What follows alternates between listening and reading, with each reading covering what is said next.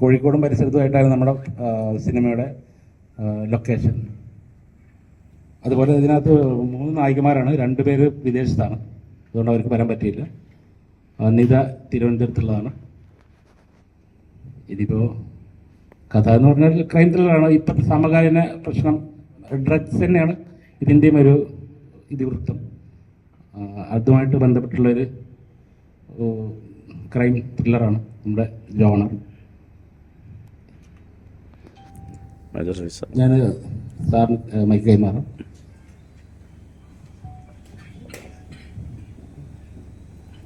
അതുമായിട്ട് ഇതുപോലുള്ളൊരു സിനിമ എന്നെ സംബന്ധിച്ചിടത്തോളം ഒരു ആക്ടർ എന്നുള്ള രീതിയിൽ എന്നെ വിളിക്കുന്ന സമയത്ത് ആ ക്യാരക്ടർ നോക്കി അത് ജനറലി എപ്പോഴും ഈ പോലീസ് വേഷം അല്ലെങ്കിൽ പട്ടാള വേഷം കുറച്ച് സ്റ്റിഫായിട്ടുള്ളത്. ഇതിനകത്തും again yes I am a police officer who is investigating this case.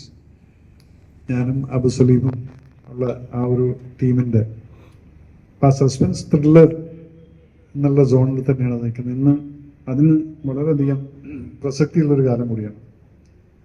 ഇപ്പം ഇറങ്ങുന്ന സിനിമകളിൽ പലതും നോക്കിക്കഴിഞ്ഞാൽ അതെല്ലാം കാണാൻ സാധിക്കുന്നുണ്ട്.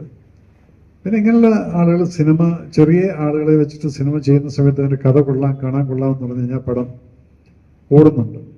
അതുകൊണ്ടാണ് ഈ സിനിമയിൽ ആരാ ആർട്ടിസ്റ്റ് എന്ന് ചോദിച്ചു കഴിഞ്ഞാൽ മേജർ ഒരു ആർട്ടിസ്റ്റ് ഒന്നുമല്ല. ബട്ട് ദെൻ യെസ് കിട്ടുന്ന റോള് കറക്റ്റായിട്ട് ചെയ്തിട്ടുണ്ട്. ഇപ്പം ഞങ്ങളെല്ലാവരും ഹീറോയിൻ എന്തൊക്കെ ചെയ്ത് പറയണ്ടേ അവരുടെ അടുത്ത്? എൻ്റെ പേര് നിത, ഞാൻ ട്രിവാൻഡ്രത്ത് നിന്ന് വരുന്നു. ഇതെൻ്റെ ഫസ്റ്റ് മൂവിയാണ്. ഫസ്റ്റ് മൂവി തന്നെ നല്ല റോള് ചെയ്യാൻ പറ്റിയതിൽ ഞാൻ സന്തോഷിക്കുന്നു. ഇത്രയും നല്ല ആക്ടേഴ്സിൻ്റെ കൂടെ ചെയ്യാൻ പറ്റിയതിൽ വളരെയധികം സന്തോഷം. പിന്നെ ഈ മൂവിയിൽ എൻ്റെ ക്യാരക്ടറിൻ്റെ പേര് ആനി എന്നാണ്. ഇതിൽ 3 നായികമാരുണ്ട്, അതിലൊരാളാണ് ഞാൻ. ആദ്യമായിട്ട് ഈ സിനിമയുടെ ഒരു ഭാഗമാകാൻ കഴിഞ്ഞതിലുള്ളൊരു സന്തോഷമുണ്ട്. ഇതിൻ്റെ ഡയറക്ടർ സക്കീർ, ഷെഫീഖ് കാരാട്ട് എൻ്റെ സ്ക്രിപ്റ്റാണ്. പിന്നെ DOP നമ്മുടെ പ്രിയപ്പെട്ട എന്തോ ഇല്ലേ, ഉണ്ട് ഷാസ്, പിന്നെ ഷൗക്കത്ത്. ഒരു സൗഹൃദത്തിൻ്റെ ഞാൻ ആ സിനിമയുടെ ഭാഗമായി എന്നെ വിളിച്ച് ഞാൻ അവിടെ ചെന്നു കഴിഞ്ഞപ്പോൾ എനിക്ക് മനസ്സിലായത് ഒരു വലിയൊരു സൗഹൃദത്തിൻ്റെ ഒരു കൂട്ടായ്മ ഈ സിനിമയുടെ. എൻ്റെ ക്യാരക്ടർ ഇത്ര രസമുള്ള ഒരച്ഛനാണ്. സിനിമ തിയേറ്ററിൽ പോയി കാണണം. പിന്നെ ഈ സൗഹൃദത്തിൻ്റെ കൂട്ടായ്മയിൽ നിന്നുണ്ടാകുന്ന സിനിമകളെ നമ്മൾ നിലനിർത്തേണ്ടതുണ്ട്. തിയേറ്ററിൽ തന്നെ പോയി നമ്മളത് കാണുകയും ഈ ചെറിയ സിനിമകളെ നമുക്ക് വിജയിപ്പിക്കാൻ കഴിയുകയും ചെയ്താൽ മാത്രമേ നമ്മുടെ മലയാളത്തിന്, നമ്മൾ വിചാരിക്കും വലിയ സിനിമകൾ മാത്രം വാഴുന്നതാണ് ഏറ്റവും നല്ലതെന്ന്. ഒരിക്കലുമല്ല. അതിൽ ചെറിയ സിനിമകൾ വിജയിക്കുകയൂടെ ചെയ്യുമ്പോഴാണ് പുതിയൊരു ലോകമുണ്ടാകുന്നത്.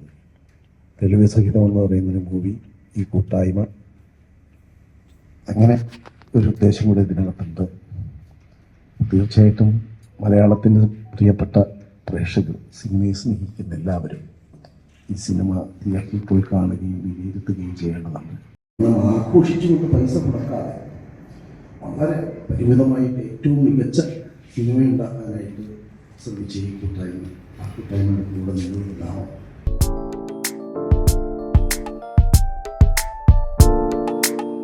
എൻ്റെ പേര് ഷെഫീഖ് അറിയപ്പെടുന്നത്. ഈ കഥ ഒരു പക്ക നാട്ടുപുറത്ത് നടക്കുന്നൊരു കഥയാണ്. നാട്ടുപുറത്ത് നടക്കുന്നൊരു വ്യത്യസ്ത കൊലപാതകങ്ങൾ, അതിന് പോകുന്ന അന്വേഷണങ്ങളും മറ്റു കാര്യങ്ങളും ടെസ്റ്റുകളും അങ്ങനെയൊക്കെ ആയിട്ട് പോകുന്നൊരു ലൈഫിക്കെതിരെയുള്ളൊരു സിനിമ തന്നെയാണ്. പിന്നെ ബാക്കി ഒരുപാട് പറഞ്ഞു കഴിഞ്ഞു. ഇപ്പം ഞാൻ അതിലേക്ക് കടക്കുന്നില്ല. അതുകൊണ്ട് പ്രേക്ഷകരെല്ലാവരും ഈ സിനിമ കണ്ടിട്ട് വിജയിപ്പിച്ച് തരണം എന്ന് മാത്രമേ പറയാനുള്ളൂ. ആദ്യമായിട്ടാണ് ഒരു മീഡിയസിൻ്റെ വേണ്ടിയിരിക്കുന്നത്. ഫസ്റ്റ് ഓഫ് ഓൾ എനിക്ക് താങ്ക്സ് പറയാനുള്ളത് ഡയറക്ടർ സക്കീർ സാറിനോട് തന്നെയാണ്. ഓഡിഷൻ തൊട്ട് ഓരോ ക്യാരക്ടറിന് വേണ്ട എല്ലാ നിർദ്ദേശങ്ങളും സ്റ്റോറി കണ്ടു അത് ചെയ്യിപ്പിച്ചെടുത്തത് അത് മോശമല്ലാത്ത രീതിയിൽ ചെയ്യാൻ കഴിഞ്ഞതാണ് വിശ്വസിക്കുന്നത്. പ്രിവ്യൂ കണ്ടിട്ട് എല്ലാവരും നമ്മളോട് അത്തരത്തിലൊക്കെ സംസാരിച്ചു. പിന്നെ ഇതൊരു ടീം വർക്ക് തന്നെയായിരുന്നു. ഞാനും ഈ സിനിമയിൽ ചെറിയ രഹസ്യവേഷം ചെയ്തിട്ടുണ്ട്. നിങ്ങളെല്ലാവരും ഈ സിനിമ കാണുക, പ്രോത്സാഹിപ്പിക്കുക. പുതിയ പുതിയ കുറച്ച് കലാകാരന്മാർ ഈ സിനിമയിൽ മുഖം കണ്ടിട്ടുണ്ട്. അതുപോലെ നമ്മുടെ പ്രിയ സുഹൃത്ത് സക്കീർ, അദ്ദേഹത്തിൻ്റെ ഫസ്റ്റ് മൂവി, അതുകൊണ്ട് നിങ്ങളെല്ലാവരും വിജയിപ്പിക്കുക. Thank you. നമസ്കാരം. ഇത് നമ്മുടെ സക്കീർ, അങ്ങനെ ഒരുപറ്റം പുതിയ ആളുകളുടെ സ്വപ്നങ്ങളാണ് ഈ സിനിമ.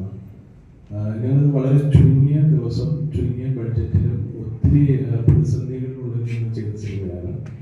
അപ്പം എനിക്ക് പറയാനുള്ളത്, ഈ സിനിമ റിലീസ് ആവുന്ന ദിവസവും തുടർന്ന ദിവസവും എല്ലാ മീഡിയാസും ഒന്ന് കൂടെ നിൽക്കണം, ഈ സിനിമ വിജയിപ്പിക്കണം.